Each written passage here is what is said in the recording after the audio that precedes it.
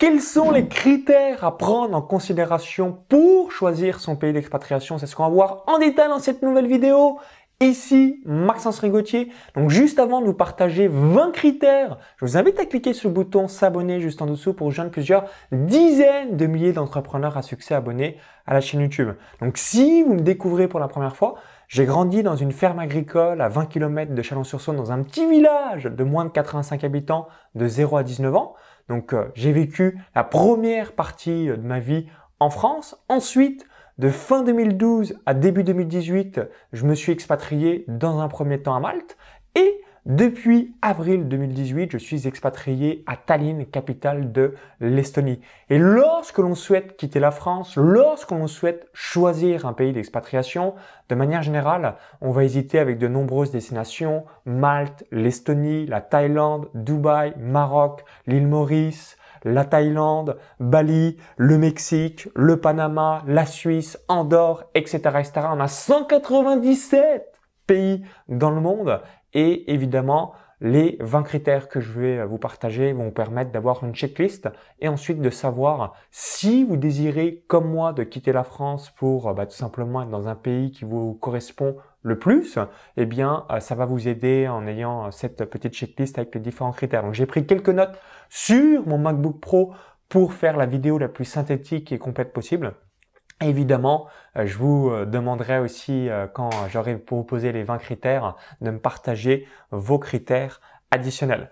Premier critère, number one, la fiscalité. Donc, les questions à se poser par rapport à la fiscalité, c'est quels sont les impôts sur les sociétés et quels sont les différents impôts ou taxes sur l'imposition personnelle. Donc, rappelez-vous, société et ensuite impôt perso. Et là, à vous de voir si vous voulez plutôt du 0%, si vous êtes prêt à payer une certaine somme, mais jusqu'à combien.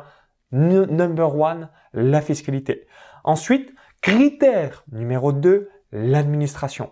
Donc là encore, je vous invite à vous poser la question suivante. Est-ce que le pays dans lequel vous allez vous expatrier est plutôt un système à l'ancienne, donc système 100% papier, ou en revanche, c'est plutôt un côté digital, comme est le cas vis-à-vis de l'Estonie. Donc, ayez ça en tête. Deuxième critère, l'administration et même, je mettrai entre parenthèses, la paperasse.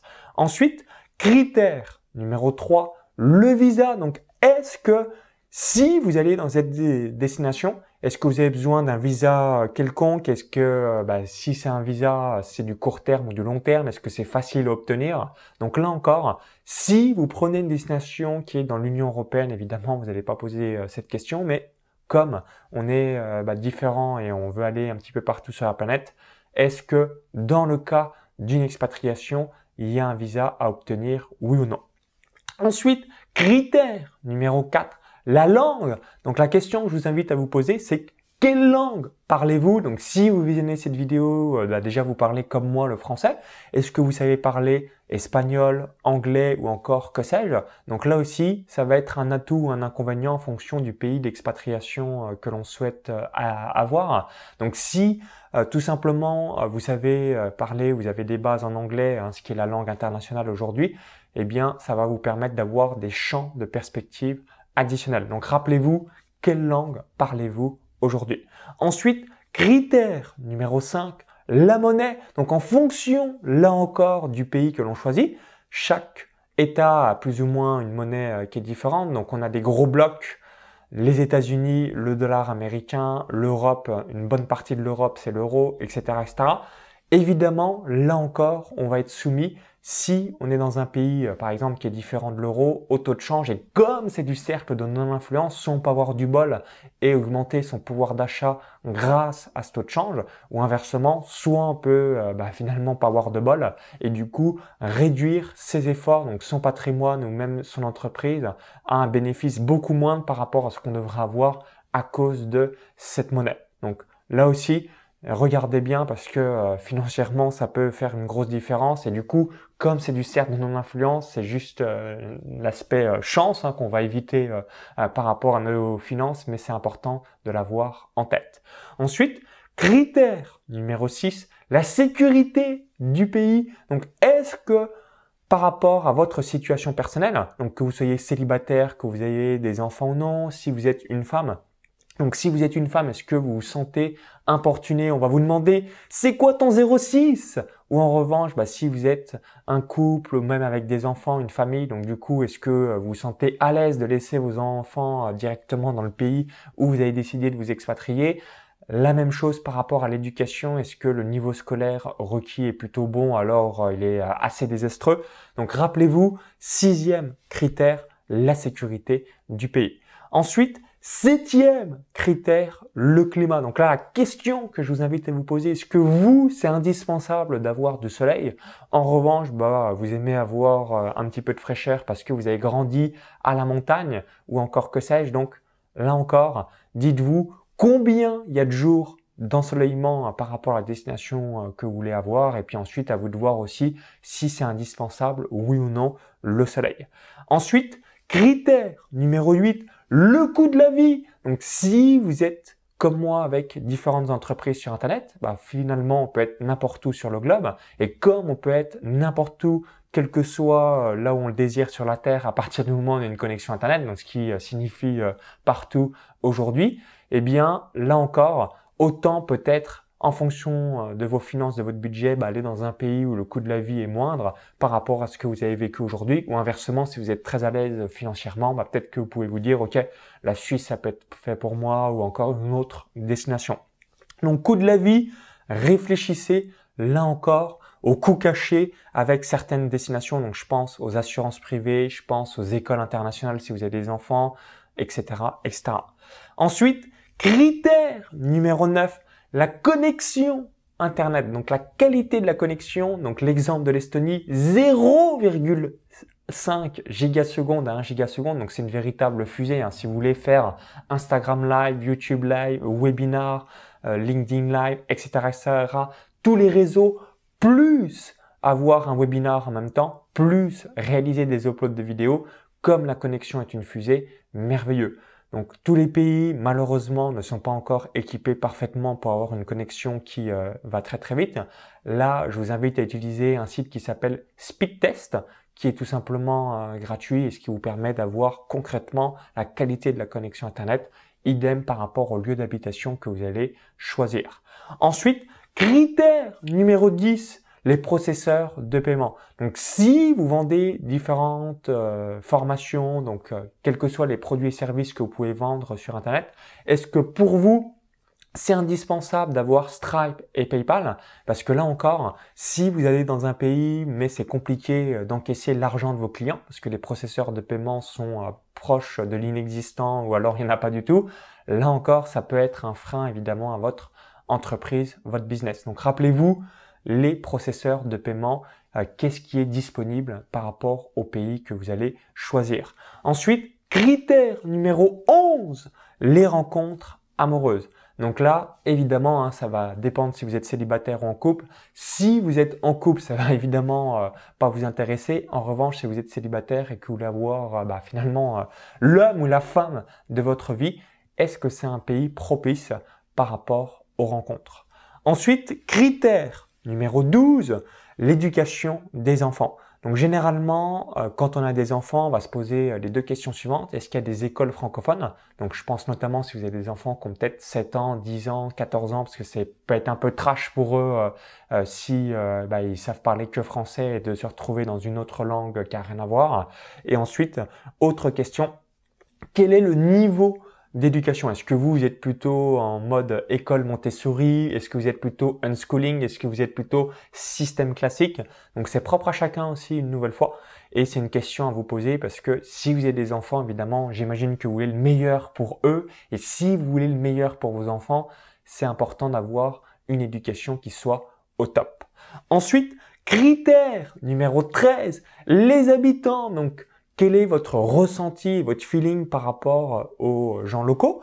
Donc là, le meilleur moyen de découvrir ça, c'est tout simplement de réaliser 10 jours ou 15 jours en vacances. Comme ça vous permet d'avoir l'atmosphère. Donc du coup, tout de suite, vous allez avoir le ressenti. Donc, est-ce que vous avez un bon feeling avec ce pays? En revanche, c'est pas du tout fait pour vous. Et là, le simple fait d'aller directement sur place, notamment en vacances, une semaine, 10 jours, 15 jours, tout de suite, vous allez rentrer dans le vif du sujet et avoir cette atmosphère pour savoir si vous voulez en savoir plus sur ce pays par la suite.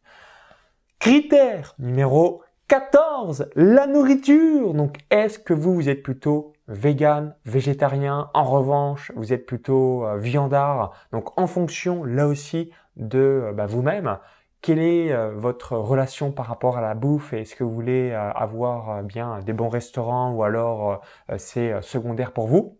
Donc là, je vous invite vraiment à vous dire en fonction de mes intolérances ou de mes choix d'alimentation, est-ce que ce pays va être fait pour moi, oui ou non? Ensuite, critère numéro 15, la qualité de l'environnement. Donc là, ça va surtout s'adresser aux personnes qui sont peut-être plus nature, écolo ou encore qui ont certaines allergies.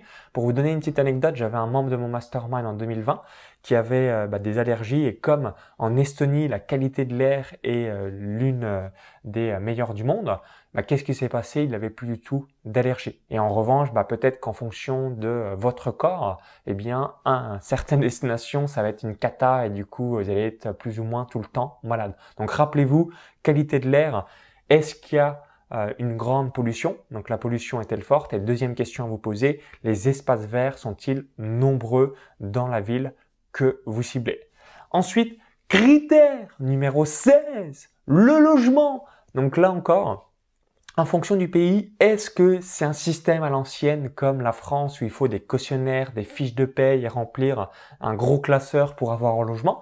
Ou alors est-ce que c'est extrêmement rapide où si on paye un mois de loyer de caution et un mois de loyer d'avance, on a tout de suite un logement? Donc là, une nouvelle fois par rapport à votre situation vis-à-vis de vos projets, vis-à-vis de vos investissements, est-ce que ça va être simple pour vous d'avoir un logement, oui ou non? Donc par exemple à Tallinn, en 24 à 48 heures et en se fiant à la bonne foi, on va avoir un logement. Donc les trois questions que je vous invite à vous poser. Numéro 1, est-ce que c'est facile de trouver un logement sur place? Numéro 2, quels sont les tarifs en vigueur de l'immobilier? Et numéro 3, est-ce qu'il y a un système papier qui est important ou plutôt light pour avoir accès à ce logement? Ensuite, critère numéro 17, l'accès à la propriété. Donc, si vous avez une entreprise ou même si vous êtes un investisseur, peut-être que vous avez envie de vous géodiversifier et d'avoir d'autres biens immobiliers dans le pays de résidence, donc c'est-à-dire dans le pays d'expatriation que vous allez choisir. Donc là encore, concernant l'investissement, est-ce que c'est facile d'avoir accès à la propriété? Donc oui ou non? Est-ce qu'il y a des programmes particuliers spéciaux expatriés, puisque c'est le cas dans de nombreux pays? Et est-ce que le prix par rapport à l'immobilier correspond aussi par rapport à votre budget ou en revanche, soit c'est beaucoup trop important et du coup, voilà, vous n'allez pas du tout investir dans cette destination. Ensuite, critère numéro 18, la distance par rapport à la France.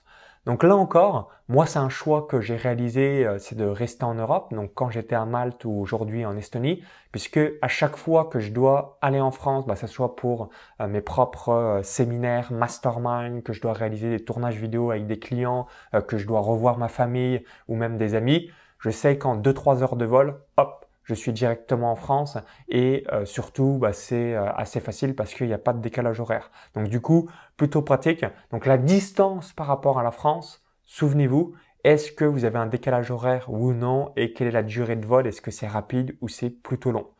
Ensuite, critère numéro 19, les amis, les loisirs. Donc là, quand vous allez vous expatrier, ça rebondit un petit peu par rapport à ce que j'évoquais sur un autre critère, les habitants. Donc, je vais donner quelques exemples concrets. Si vous êtes fan d'un sport ou d'une discipline précise, peut-être que vous faites pas mal de musculation, peut-être que vous aimez le football, le tennis ou comme moi la course à pied. Si vous vous inscrivez dans un club, qu'est-ce qui va se passer? Vous voulez savoir si vous allez pouvoir vous acclimater et finalement à tisser du réseau, du lien avec les différentes personnes de votre club. Donc du coup, amis loisirs, est-ce que vous pouvez réaliser vos passions, vos loisirs dans ce pays? Pareil, peut-être que vous êtes plutôt dans la voile, le golf ou en revanche la musique, donc la guitare, le piano, etc., etc. Donc, amis loisirs, là aussi, qu'est-ce que dit cette destination par rapport à votre besoin personnel?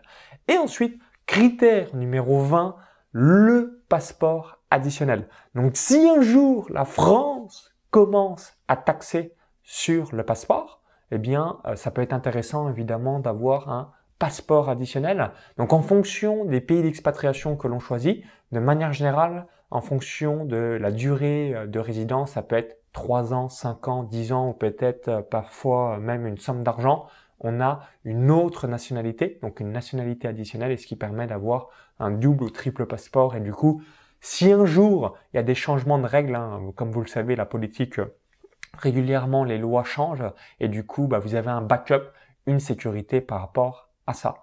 Donc, je vais récapituler dans quelques instants les 20 critères que je vous ai évoqués. Donc, juste, je voulais conclure par rapport à ça. Donc, en fonction des différents critères que je vous ai évoqués dans la vidéo, moi, ce que je vous invite tout simplement à réfléchir, c'est de vous dire la chose suivante. Ok, je vais faire un petit tableau. Donc, vis-à-vis des destinations les plus propices qui vous correspondent, vous regardez à chaque fois les 20 critères que je vous ai évoqués, puis ensuite, ça vous permettra de savoir quel est le meilleur compromis. Sachez également qu'il n'y a aucune destination où il n'y a que des avantages, il y a forcément des inconvénients. Après, c'est juste un compromis de se dire, ok, là, j'ai 17 avantages et seulement 3 inconvénients. C'est là où j'ai le meilleur compromis. Bien, banco, let's go. On va aller voir tout ça et évidemment, rien de mieux que le terrain par rapport à la théorie. Donc, une fois que vous avez une hésitation par rapport à plusieurs destinations, c'est de faire une semaine, 10 jours, 15 jours dans chaque destination si vous hésitez par exemple par rapport à 3 destinations et comme ça vous permet d'avoir un verdict final. Typiquement, si vous hésitez entre l'Estonie, Dubaï, l'île Maurice, Malte, le Portugal, le Mexique ou encore que sais-je, à chaque fois vous dites ok, je vais faire une semaine ou 15 jours pour voir un petit peu un état des lieux, puis ensuite, assez naturellement, vous allez prendre la destination finale. Donc, je récapitule ces 20 critères. Donc, critère numéro 1, la fiscalité. Critère numéro 2, l'administration. Critère numéro 3, le visa. Critère numéro 4, la langue. Critère numéro 5, la monnaie. Critère numéro 6, la sécurité du pays. Critère numéro 7, le climat. Critère numéro 8, le coût de la vie. Critère numéro 9, la qualité de la connexion. Critère numéro 10, les processeurs de paiement. Critère numéro 11, les relations amoureuses. Critère numéro 12, l'éducation des enfants. Critère numéro 13, les habitants. Critère numéro 14, la nourriture. Critère numéro 15, la qualité de l'environnement. Critère numéro 16, le logement. Critère numéro 17, l'accès à la propriété. Critère numéro 18, la distance avec la France. Critère numéro 19, l'ami loisir. Et critère numéro 20, le second passeport. Donc, merci d'avoir suivi cette vidéo. Et vous, quels critères additionnels regardez-vous par rapport au pays d'expatriation? Donc, dites-moi également tout simplement dans les commentaires dans quel pays êtes-vous expatrié si vous êtes expatrié. Et si en revanche, vous comptez vous expatrier dans les prochaines semaines, prochains mois ou prochaines années, quelle destination vous attire naturellement comme ça en premier lieu avant de réaliser cette checklist. Donc partagez-moi votre retour d'expérience. Si vous avez apprécié la vidéo, cliquez ce petit bouton là juste en dessous et partagez-la à vos amis. Ça leur permettra, c'est des connaissances qui souhaitent quitter la France ou choisir leur pays d'expatriation. Grâce à cette vidéo et ces différents critères, ça leur permettra de faire une checklist et de découvrir finalement peut-être leur top 3 ou leur top 5 des destinations préférées par rapport à leur situation personnelle.